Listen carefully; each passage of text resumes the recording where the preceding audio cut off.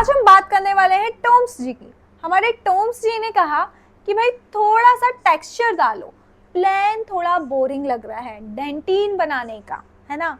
जी हाँ, मैं डॉक्टर वैष्णवी आज आपको पढ़ाने वाली हूँ टॉम्स ग्रेन्युलर प्रोसेस, यानी कि ग्रेन्युलर लेयर के बारे में। ग्रेन्युलर लेयर में ही हमारी ये सारी चीजें आएंगी।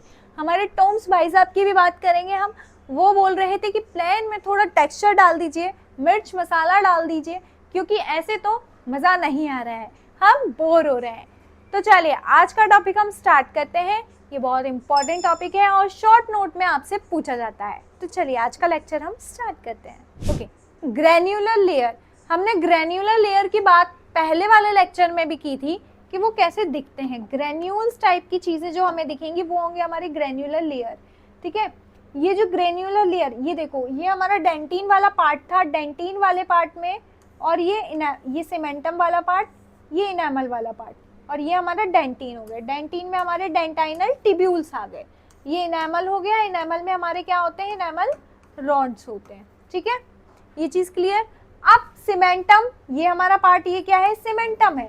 और ये इनेमल और सीमेंटम जब मिलेंगे तो क्या बन रहा था, सीमेंटो इनेमल जंक्शन बन रहा था।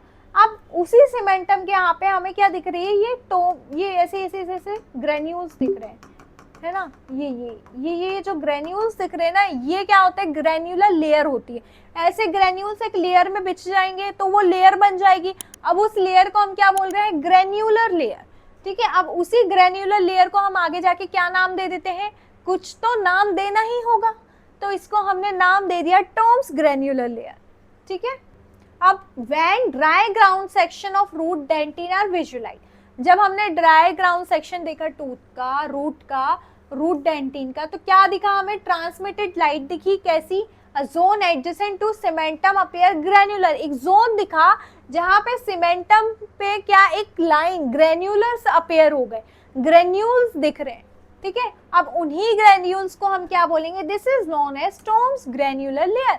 उसको हम क्या बोलेंगे, टॉम्स ग्रेन्युलर लेयर। ठीक है, अब ये जो जोन होता है, this zone increase slightly in amount from cemento enamel junction to root apex।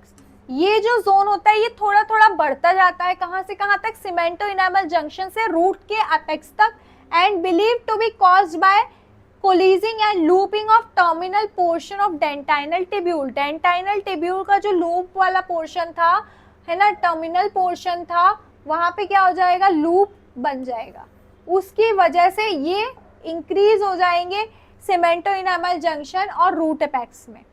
Such process is considered possibly as result of odontoblast, है ना। ये जो प्रोसेस होती है ये कैसे कंसीडर हो रही है, possible as a result of odontoblast turning on themselves during कब, अर्ली डेंटिन के फॉर्मेशन, यानी कि जब पहला डेंटिन फॉर्म हो रहा होता है ना, अर्ली डेंटिन फॉर्मेशन हो रहा है उस टाइम पे। These area remain unmineralized, ये एरिया जो होता है अनमिनरलाइज रहता है हमेशा, लाइक इंटरग्लोबुलर डेंटिन, इंटरग्लोबुलर डेंटिन की तरह। ठीक है, तो इससे हमें क्या पता चल गया यहाँ पे कि भाई इंटरग्लोबुलर डेंटिन भी और ग्रेन्युलर लेयर भी क्या होती है, अनमिनरलाइज होती है। तो ये क्वेश्चन बेटा वाइवा में पूछ लिया जाएगा कि बताओ अनमिनरलाइज स्ट्रक्चर कौन सा होता है डेंटिन में, तो क्या बताओगे, इंटरग्लोबुलर डेंटिन और क्या, ग्रेन्युलर लेयर, यानी कि टॉम्स ग्रेन्युलर लेयर। अब the cause of development of this zone is probably similar to branching and believing of tubule at dentino-enamel junction, है ना। इसका डेवलपमेंट का क्या कोज करेगा, जोन प्रोबेबली सिमिलर किससे होगा, ब्रांचिंग से, है ना। किसकी ब्रांचिंग, टिब्यूल्स की, जहां पे डेंटिनो इनेमल जंक्शन है ना। दो टॉम्स ग्रेन्युलर लेयर और इंटरग्लोबुलर डेंटिन हैव सिमिलरिटीज, तो टॉम्स ग्रेन्युलर लेयर और जो हमारा इंटरग्लोबुलर डेंटिन है उसमें सिमिलरिटीज दिखती है। ठीक है, इन देयर फॉर्मेशन, उनके फॉर्मेशन में कुछ सिमिलरिटीज होती है। डिफरेंट कब होते हैं, ये मिनरल कंटेंट पे, इनका जो मिनरल कंटेंट होता है, अंदर की जो चीजें होती है ना, मिनरलाइजेशन, वो कंटेंट जो होता है वो अलग होता है। ठीक है, among the hypomineralize area Tomes granular layer जो होती है वो क्या शो करेगी, highest concentration of calcium and phosphorus. Calcium और फॉस्फोरस जो होता है यहाँ पे हाई कंसेंट्रेशन में रहता है, वाइल इंटरग्लोबुलर डेंटिन जो होता है वो भी हायर कंटेंट रखता है, लेकिन किसका, सल्फर का। किसका रखेगा, सल्फर का। तो ये इसका डिफरेंस है। रिसेंट स्टडीज में पता चला है, ठीक है, अभी कुछ स्टडीज हुई है उसमें हमें क्या पता चला है कि जो टॉम्स ग्रेन्युलर लेयर है, special arrangement of collagen and non collagenous matrix protein at interface between dentin और सीमेंटम, यानी कि कोलेजनस प्रोटीन और नॉन कोलेजनस मैट्रिक्स प्रोटीन, इसके बीच में एक इंटरफेस आएगा, ठीक है, जो कि कहाँ होगा, डेंटिन और सीमेंटम के यहाँ पे। और in any case differentiating odontoblast initially interacts with ameloblast. क्या होता है, जो ओडोंटोब्लास्ट होगा वो किसके साथ इंटरेक्शन करेगा, अमीलोब्लास्ट के साथ, और किसके साथ कर सकता है, रूट शीथ के साथ सेल्स की, है ना, थ्रू किसकी वजह से, किसके थ्रू, बेसल लेमाइना के थ्रू, किसके थ्रू, बेसल लेमाइना के थ्रू।